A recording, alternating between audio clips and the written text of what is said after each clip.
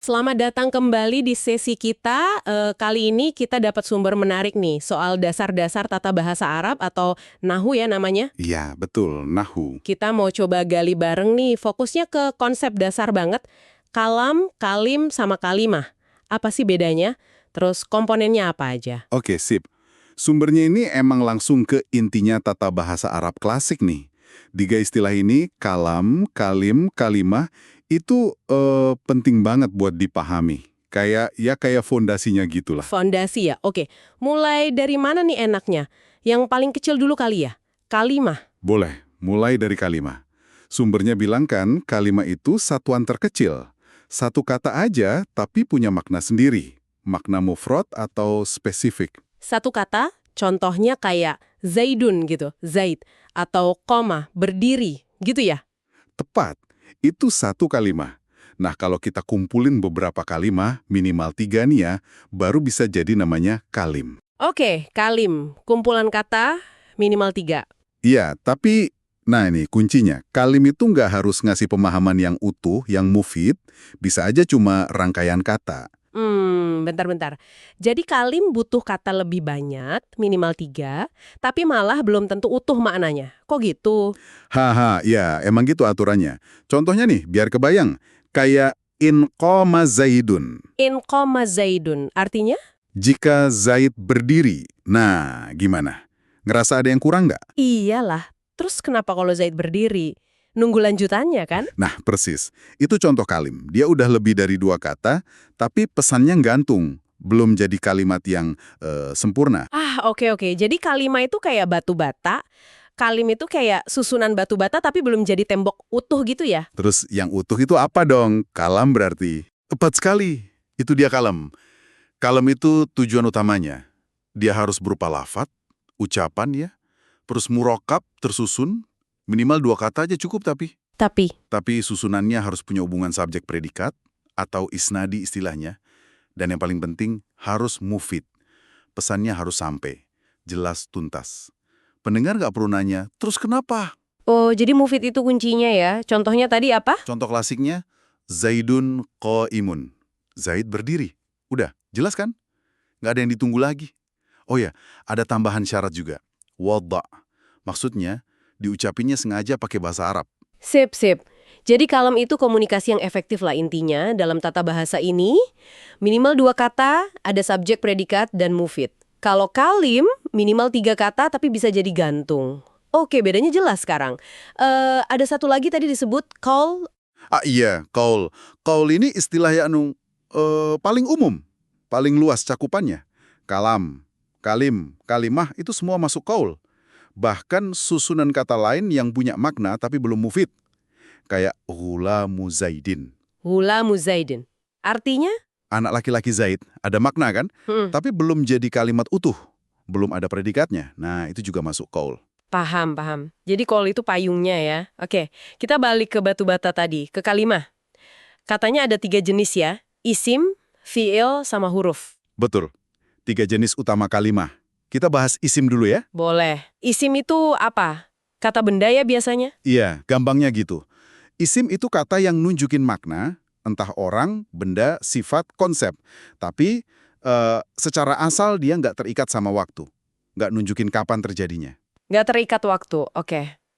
Terus cirinya gimana biar gampang kenalinnya? Nah, sumbernya nyebutin beberapa tanda khas isim. Misalnya, dia bisa nerima akhiran kasroh karena sebab tertentu, itu namanya jar. Terus bisa nerima tanwin, bunyi n di akhir kata kayak rojulun. Oh, tanwin itu tanda isim ya? Salah satunya, iya. Terus, bisa dipanggil pakai nida, kayak ya Zaidu. Bisa juga diawali alif lam, al, kayak ar-rojulu. Dan satu lagi, dia bisa jadi subjek atau pokok kalimat, isnad ilaih.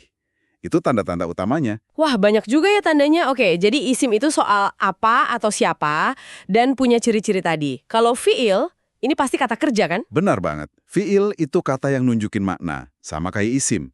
Tapi bedanya, dia sekaligus terikat sama waktu. Entah lampau, madli, sekarang, hal, atau akan datang, istiqbal. Keterikatan waktu ini ciri khasnya. Jadi ada unsur waktunya ya. Terus cara ngebedain fiil madli, mudori, amar gimana? Ada tandanya juga? Ada dong. Sumbernya ngasih tesnya nih. Kalau fi'il madli yang lampau, itu bisa nyambung sama tak fa'il. Kayak fa'altu, aku telah melakukan. Atau sama tak sakinah, fa'alat, dia perempuan telah melakukan. Oke, itu buat yang lampau. Kalau yang sekarang atau akan datang? Mudhari. Kalau fi'il mudhari, tandanya bisa didahului lam, artinya tidak, kayak lam yakum, dia tidak berdiri. Sip. Terus yang perintah, fi'il amar. Fi'il amar itu nunjukin makna perintah, jelas ya, dan dia bisa nerima nun taukid, nun penegas di akhir, kayak uktubanna, sungguh tulislah. Keren ya, ada tesnya gitu buat mastiin jenis katanya. Nah, tinggal satu lagi nih, huruf. Ini apa fungsinya? Huruf ini beda sendiri. Dia punya makna, tapi maknanya baru jelas kalau gabung sama kata lain, entah isim atau fi'il. Kayak lem atau konektor gitulah. Oh, jadi dia nggak bisa berdiri sendiri maknanya? Nggak bisa.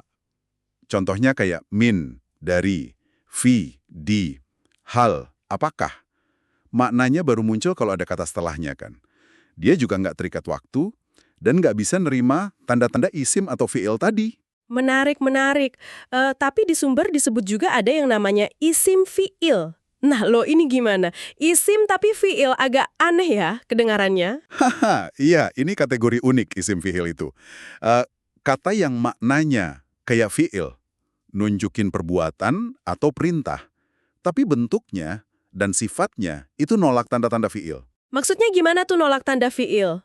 Misalnya gini, kata soh, artinya diamlah. Kan makna perintah tuh, kayak fi'il amar. Tapi dia nggak bisa ditambahin nun taukid di belakangnya.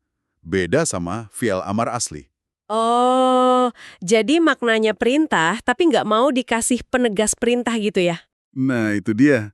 Contoh lain, hayhata, artinya jauh sekali. Maknanya lampau kan, kayak fi'il madli. Tapi dia nggak bisa nyambung sama tafa'il. Jadi kasarnya sih maknanya kata kerja, tapi badannya kata benda. Wah, ini nunjukin betapa presisi dan detailnya ya klasifikasi dalam Nahu ini. Sampai ada kategori hybrid kayak gitu. Betul sekali. Jadi kalau kita rangkum nih ya, sumber ini ngajarin kita blok bangunan bahasa Arab.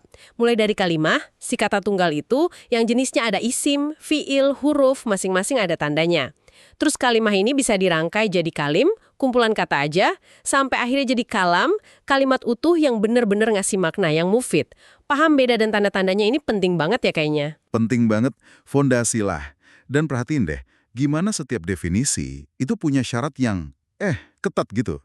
Ini nunjukin logika internal bahasanya. Iya ya, logis banget kedengerannya. Ini jadi bikin saya mikir nih, dan mungkin Anda yang dengerin juga kepikiran.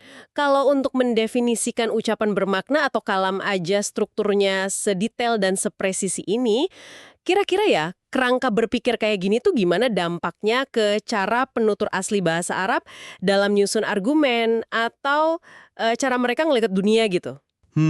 Pertanyaan yang bagus itu. Sesuatu buat direnungkan lebih lanjut ya. Oke deh, kayaknya cukup dulu ya penelusuran kita kali ini dari sumber yang Anda bagikan. Semoga ada manfaatnya, sampai ketemu lagi di sesi berikutnya.